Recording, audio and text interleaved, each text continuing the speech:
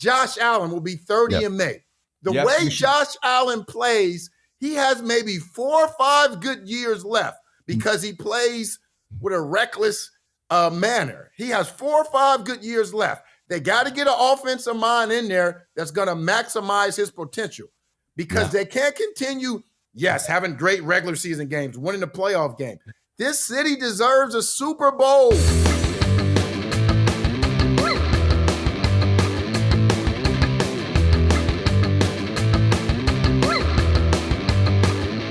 Well, it has been a season with a changing of the guard. We have had no true dominant teams. We talked all year about it being wide open for anyone to take.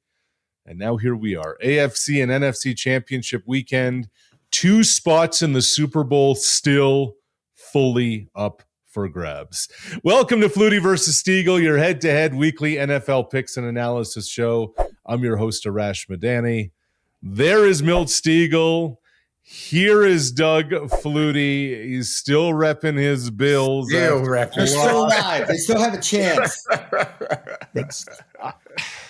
I want to talk about the Bills and how that all went down, how they gave it away, how it was robbed of them. Oh. And now Denver. Ooh. Denver in the craziest year you can remember.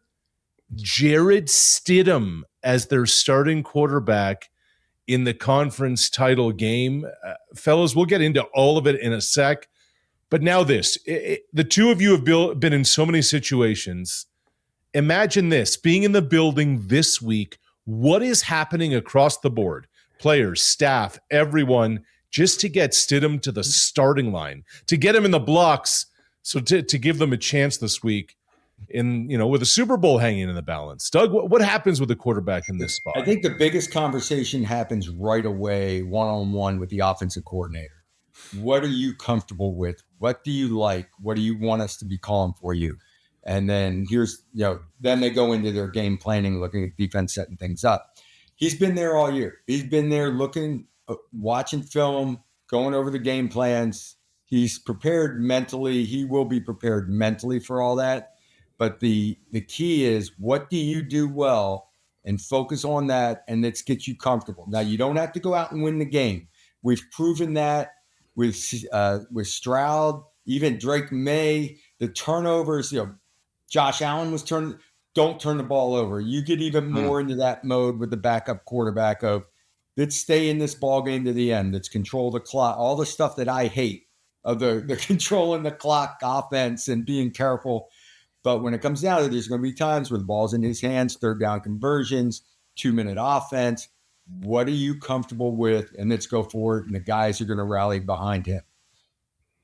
Doug is just being so nice and polite. Denver could have invented the word optimism. They have no chance of winning this game. And deep down, they know that. And maybe not even deep down. They know they don't have a chance. I mean, so Milt, let me stop you there. So as a player, like, you coming into the building and you know that, like, deep down in your heart of hearts, you know that, but you show up Monday and Tuesday and Wednesday and Thursday. How do you deal with that situation as a receiver, as somebody who's got to be a focal point of this offense with a guy like Stidham? You just have to remain focused and try to keep your optimism up. And believe that you have a chance and hope that luck goes your way. But you're going to have to be luckier than the penguin on a roller coaster with no seatbelt on to win this game. It's going to be a tough ride. It's going to be tough. It's going to almost be impossible. But you have to believe that you can get it done, because belief is 90% of it. You have to put yourself in great positions. You have to, as Doug mentioned, for this quarterback, say that you don't have to win the game. You don't have to win the game. Just don't lose it. Let's see what can happen. But this is a quarterback who hasn't thrown a pass in 2 years. And thinking about that, I'm kind of disgusted by the Denver management. Why didn't they have a guy in place behind Bo Nix, a veteran, who could step in, a Jacoby Brissett, someone like that who could step in when this team wouldn't miss a beat, because they have everything in place to win a Super Bowl. Now they're not going to win a Super Bowl. They're not going to win this playoff game. It's not going to happen. And it's kind of disgusting to me that they didn't have someone in place. The other factor along that line is they had so many one-possession games this year, right? Everything came down the wire. It's not like fourth quarter he got a couple of drives in and threw the ball around. He had no playing time. Yeah, it's a team that went down to the wire every week.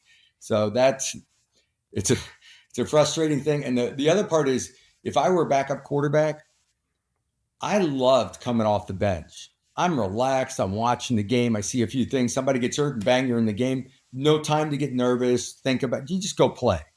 When he knows all week long, all the talk, all the pressure. As the week goes, it's going to get heavier and heavier and heavier. And the key to all that is your preparation. Get lost in your preparation, your routine. Get ready for the week. But it's going to be tough on him. It's going to be tough on him during the week. And head coach Sean Payton, real quick, who's a very confident / cocky guy. He has that right. He's won a Super Bowl, and he's going to say all the right things. He believes in this guy. But I guarantee you, if someone was to secretly give this man $1 billion and say, you have to bet on this game, no one knows you're betting on this game, and if you win, you'll get $2 billion back, I guarantee you he's putting it on the New England Patriots. I promise you that. That's how much confidence he has in this game. Milt, who are you picking? Card-carrying member of the Jared Stidham fan club, Milton Stegall, over there in Atlanta, Georgia. It's going to be wild. We'll get into the actual game in just a little bit.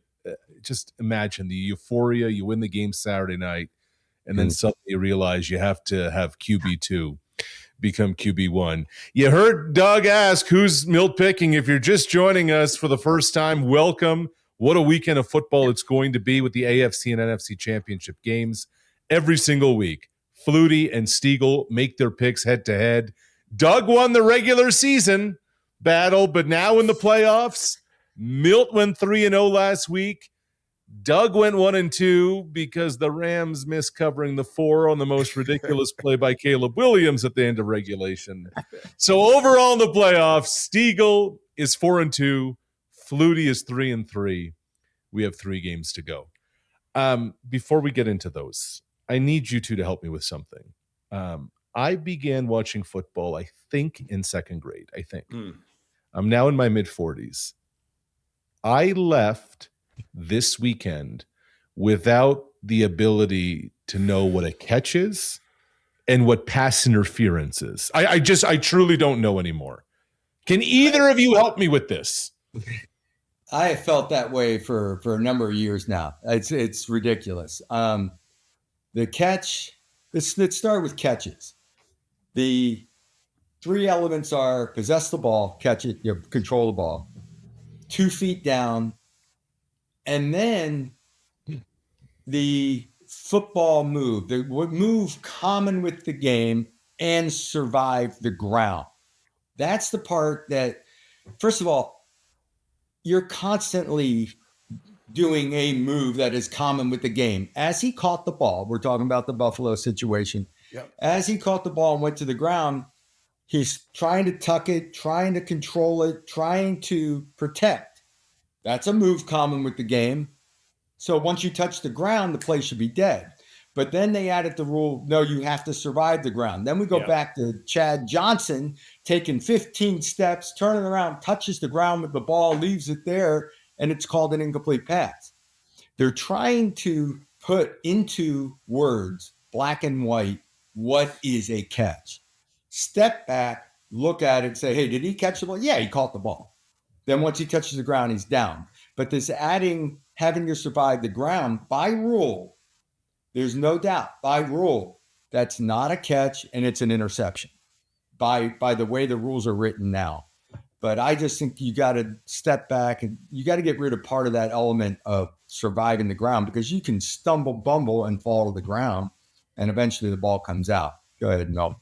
So do you agree with that call in Buffalo? By rule, I agree with that call. Okay. I don't like it. Yeah. I think, in our days, the ground couldn't cause a fumble. Right. So once you touch the ground with contact, the play's dead. Mm-hmm. But now, because they're adding the part of you have to survive the ground with the catch, it's not a full catch yet. And then the ball comes out and the defender has the ball. Because that play, I mean, changed the life of Sean McDermott. that play changed his life forever. I mean, he'll get another head coaching job, but I mean, and I thought once the knee went down, I thought it was a catch. But as you mentioned, Doug, you have to survive contact when you hit the ground. So the thing with all this, even pass interference, when you slow things down, it just changes everything. As far as pass interference goes, there's some egregious pass interference calls offensively and defensively that you can call. But beyond that, it's just so subjective. It depends on the official. It depends on the flow of the game. It depends on the how they're calling the game. It's just so subjective. So it all depends on who you're cheering for. If that guy's on your fantasy team, and when you slow things down, as Doug mentioned, you could call pass interference every single time when you slow things down. So it's going to be a polarizing topic for years to come, and it just depends on the individuals who are calling the pass interference or who's calling the catch. So yeah, pass interference is the more egregious. I get so frustrated with because the phrasing is, does he significantly hinder the ability to catch the ball? Now it's subjective. Significantly. What's significant? You know, a guy makes $100,000 last year. To him, that's significant, but not to Donald Trump. What is significant? You know, it's like, why is he touching the receiver? He's touching the receiver to hinder his ability to catch the ball. And you're trying to decide, and the term is if you're playing the ball, you're allowed contact. Mm-hmm. So that's the key for the DBs now. They're being taught, well, we can contact them as much as we want if we act like we're playing the ball. So they grab that off arm and look for the ball, right? So now I can grab him. Saw one the other day where he grabbed him by the collar inside the shoulder pad and he's looking for the ball. No call. It almost seems if you turn your head, you can do whatever you want. Right. Yeah. And did the receiver initiate the contact? Did the receiver try to put his hand on him and push him off a little bit? And even more important than that, Doug, is $100,000 in Canadian funds or U.S. funds, because that makes a big difference. You know this is true, right? That makes a big difference. But this is what they're taught to grab that inside arm. Right. Grab the inside arm and look. So many guys are reaching. Even the Patriots score a touchdown down the right sideline with a one-handed catch because initially the left arm got grabbed, pulled it away, still couldn't get to the ball with the left arm and makes the one-handed catch.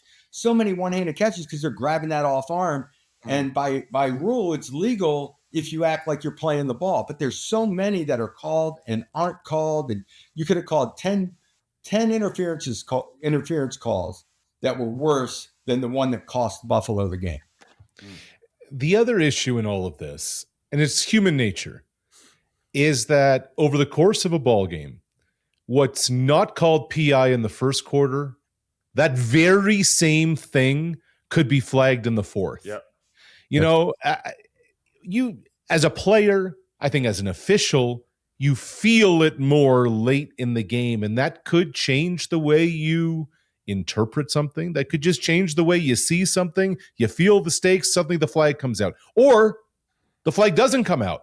Maybe what was flagged in the first quarter, the referee doesn't want to step in. And so this inconsistency across the board, I think, is a big factor in all of this, guys. Yeah. Because they could call it on every play.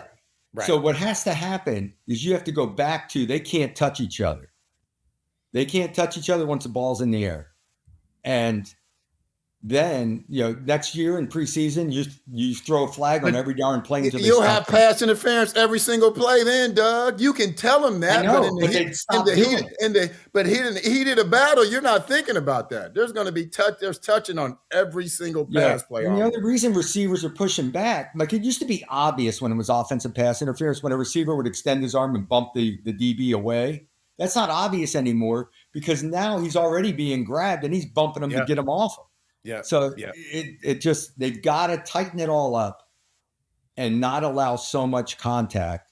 Then it becomes cut and dry what is interference and what is not. But just So as Arash mentioned, just consistency. Just I know where you're coming from. I know what you're going to call. I know if you're going to call it tight, if you're going to let us go, just be consistent. I think if that happens, it'll be fair and it'll work out. And the other call that's just like that is offensive holding. And it was one of the Bills' offensive linemen after the game. You know, they asked him about the calls. He said, "Look, I was holding all game, but the referees just let us play." You know, he said, once you know that those are kind of the rules of engagement. So you sometimes know what they are in the trenches, but you may not know what's going on in the perimeter. So I guess even after this conversation, we still don't. The other thing I hate is the officials to say, "Well, I don't want to determine the game. They're letting them play. You're determining the game by not calling something. Just call it the way you call it. Call it the way it's supposed to. What is holding, what is interference, call it. And then that gets cleaned up. You can't do it in one night. You got to go hard in a preseason for 6 weeks and call everything. And then hopefully guys change the way they play. Here we are. Should be the best weekend of football that we're going to be talking about. Instead, we're talking about flags. Enough go of that. Jets. Let's get to the games. Let's get to the picks on Conference Championship Weekend on Flutie versus Stegall.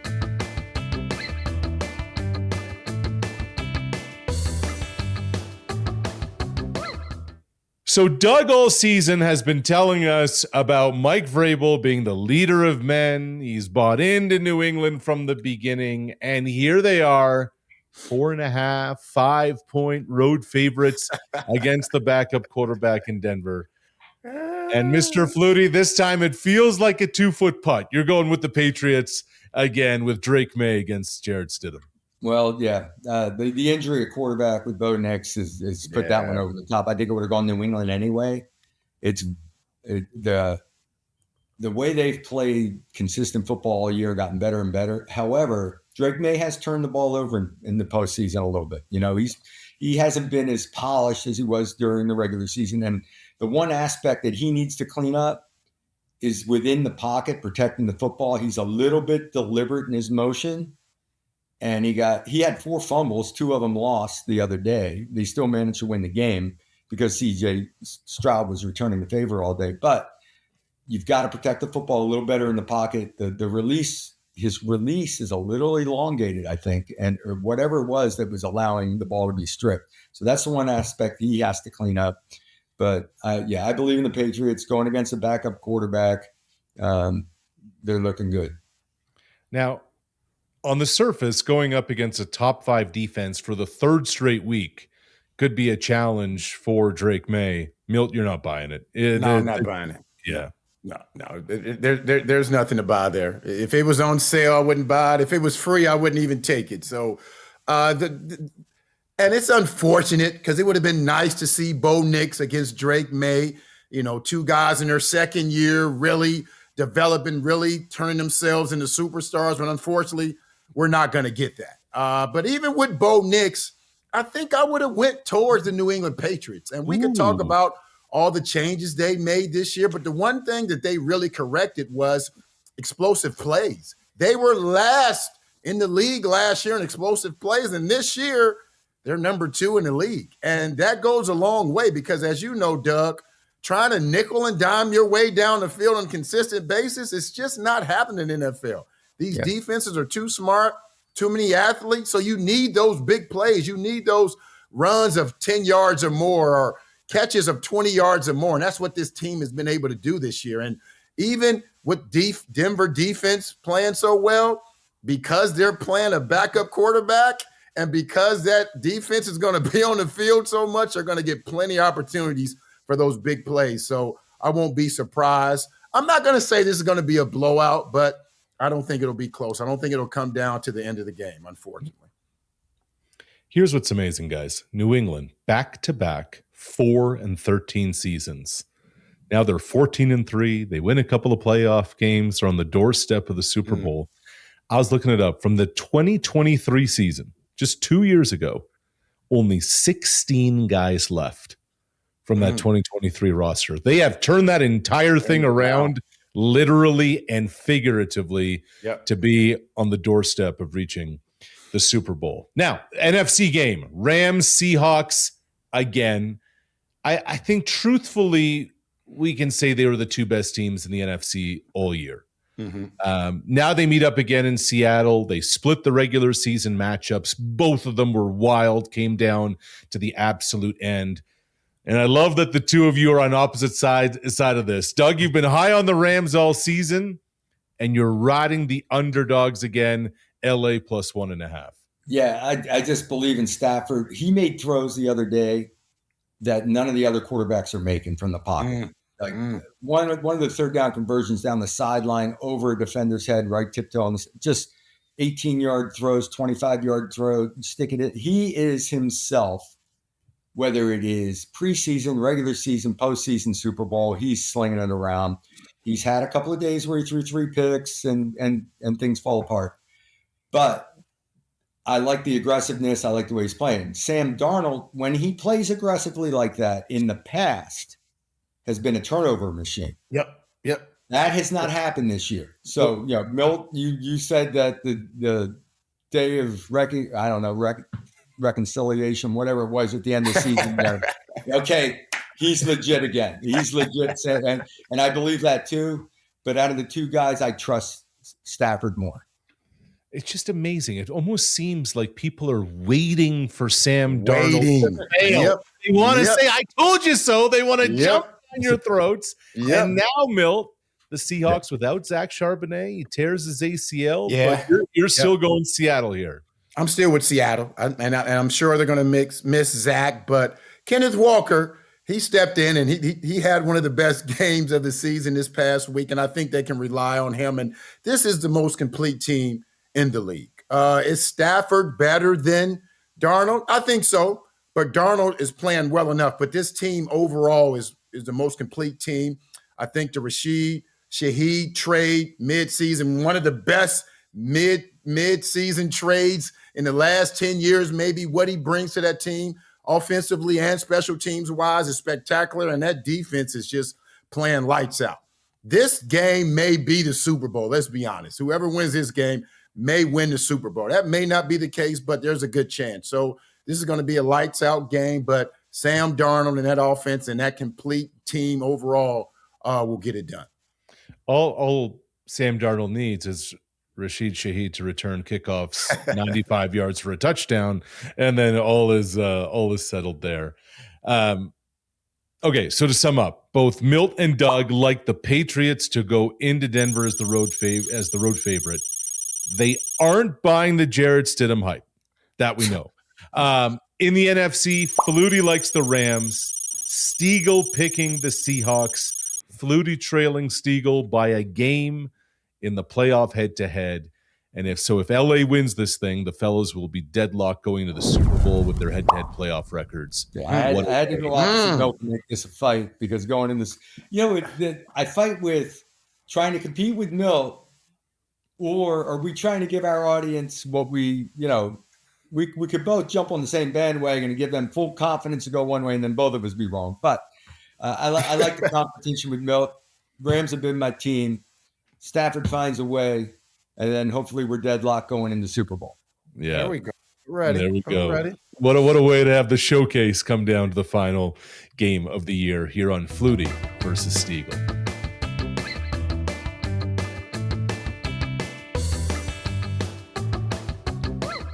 All right, guys. Milt talked about it early in the show. Sean McDermott out in Buffalo. 9 years there, 8 playoff appearances, 5 division titles, almost 40 games above 500. How many playoff games did they go to between when he got there? Here's my take on this, and you guys have been around the business of football a long time. I don't think that Denver loss is why Sean McDermott's out. I think Brandon Beane has been in the ear of Terry Pegula, the owner of the team, for a long while. And the way McDermott was talking through the year, hey, we don't have receivers. Hey, I applaud what Jacksonville did going out to get guys. Hey, look at how Philly won the Super Bowl last year, their defensive line. It felt like a him or me situation. And the GM had a lot more time to be in the owner's ear because the head coach is off trying to win a football game. Ooh, and that's where you're going. What led to Sean McDermott's exit. I don't get it. I don't understand it. They've developed an MVP. The roster wasn't good enough. That's my take. Doug, you don't like the firing period. Let's start with you because you want to go first, or you want me to go first, Doug? You want to go about him? Okay, you can go. You can go. Go okay, ahead. I got you. Mm-hmm. Here's my deal. They don't have a big-time receiver. We talked about their shaky defense all year long. At the end, they got it a little better. They found a way to run the ball. Josh was Superman all year long to get him in this situation. And McDermott got them this close. They could have very easily won that game and wind up being in the championship game. With all the shortcomings of that team throughout the year, he found a way to win ball games and get them back. And then before McDermott came to Buffalo, it was an 18-year drought. They weren't in the curse of Doug Flutie is what it's called in Buffalo because they pulled me for the playoff game and then they went without going to the playoffs. But he's done a phenomenal. Only one team wins the Super Bowl every year. All the other coaches should be fired, I guess. Go ahead. Yeah. And I hear you, Doug, but I kind of understand. And I know I'm in the minority with that, but 9 years and you haven't got us to the promised land. Yes, you the only coach to win a playoff game in 6 straight years, but you didn't get us to the promised land. And I'm going to give you 2.2 billion other reasons why. That new stadium is coming into play. We're making a transition. We have to transition away from what we've been doing because it hasn't worked. Josh Allen will be 30 in May. The way Josh Allen plays, he has maybe 4 or 5 good years left because he plays with a reckless manner. He has 4 or 5 good years left. They got to get an offensive mind in there that's going to maximize his potential because they can't continue, having great regular season games, winning the playoff game. This city deserves a Super Bowl victory, and I don't think they felt they can get it with McDermott, so I understand why they made that move. Yep, it's build a new stadium, get rid of the head coach, and trade Josh Allen, and maybe we have. They're not trading Josh Allen. They're not doing that. Hold on, I'm not talking about that. No. So what have we seen so far? Atlanta goes and hires an offensive coach in Kevin Stefanski. The Giants went and basically scooped up the best coach believed to be available in John Harbaugh, special teams background, does a little of everything. We see Tennessee with a young quarterback go hire Robert Saleh, a former defensive specialist. What do you do if you're Buffalo? Like, to me, Brian Daboll makes a ton of sense. Here's somebody who's been in Josh's ear before. He was Buffalo's offensive coordinator. They have a relationship there. What do you do if you're Buffalo in this? Because this is an interesting one. Like, not many NFL MVPs, are just available for a new head coach to come in and run something. So you have that at quarterback. Usually teams that are looking for a new head coach means they don't have a quarterback. Different story in Buffalo. What do you want there, Milt, to kind of get things started with the Bills? Well, I think because you have Josh Allen in play, you definitely want an offensive-minded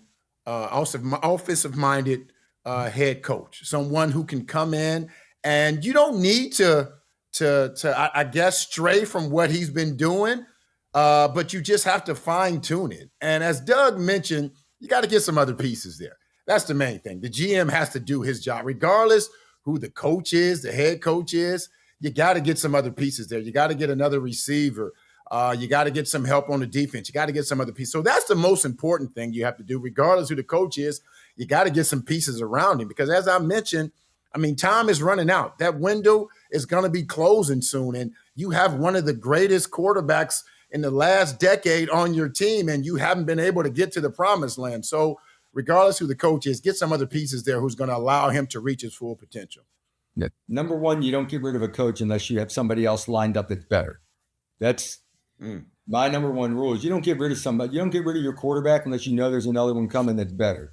You don't get rid of your coach unless there's another one coming that's better or available that's better. Number two, Josh does what Josh does. He knows his offense. He knows what he does well and how to. So whoever comes in is going to cater to what he needs offensively. The head coach, the offensive coordinator. Hopefully you don't change terminology. You want with a new head coach, a new coordinator, now you're learning a whole new language of how to speak and how to get out of a play to another play and what the terminology. That's a pain in the neck. When you're in the same system for years, Tom Brady was very fortunate to be with New England as long as he was. You just kept building year after year after year. When you get a new coordinator and you change terminology, it's like starting over. Even though the plays are the same, the comfort level on the field changes, and it takes a little while to get comfortable. I think they try to gravitate and do whatever it is. It's going to make Josh as comfortable as possible. Milt hit it on the head, though. You need a big play. You need a big-time receiver. And you need to just solid up the defense a little bit. One quick question. Both of you guys can answer this. Do you consult Josh and ask him, is there anyone out there you would like to be your head coach / offensive coordinator, you think? I think so. I think you talk to him about what offensive coordinator for sure. Okay. The head guy can be an offensive-minded guy that could even be a play caller guy. So then, that's the guy you're dealing with. But yeah, Josh will have some influence on this, I believe. It's amazing, isn't it, guys? You think about the last two NFL MVPs, both Lamar Jackson and Josh Allen do not have a head coach here in late January. What a business. 10 different head coaches are out in the NFL. And we are counting down to the Super Bowl. AFC and NFC championship games this weekend. Denver hosts New England with a backup quarterback. Both Milt and Doug are taking the Patriots as the road favorite at Mile High. In the NFC game, they differ. Flutie's taking Matthew Stafford and the Rams. Stegall is taking the Seahawks defense to get it done. I'm not sure if you're taking Sam Darnold. I think a Ram is tougher than a Seahawk. Oh, a Ram can't fly. A Rams can't fly. Rams can't. Yeah, you better fly. You better run away. Jackson Smith and Jigba, he can fly. There's no doubt. Maybe Josh Allen. It's just an afterthought. Josh Allen retires and goes to the Bahamas and plays golf. Or maybe down to Florida and you got come on down, Josh. You don't need to get beat up anymore. You made your money. Screw the Super Bowl. Don't worry about it. You played great. We love you. Oh man, you got to keep him. Get out of the snow, Josh. That's it, guys. When we reconvene next week, we will be talking about the Super Bowl. What a season it has been here on Flutie versus Stegall. We thank all of you for making us one of North America's fastest growing podcasts. We'll see you next week.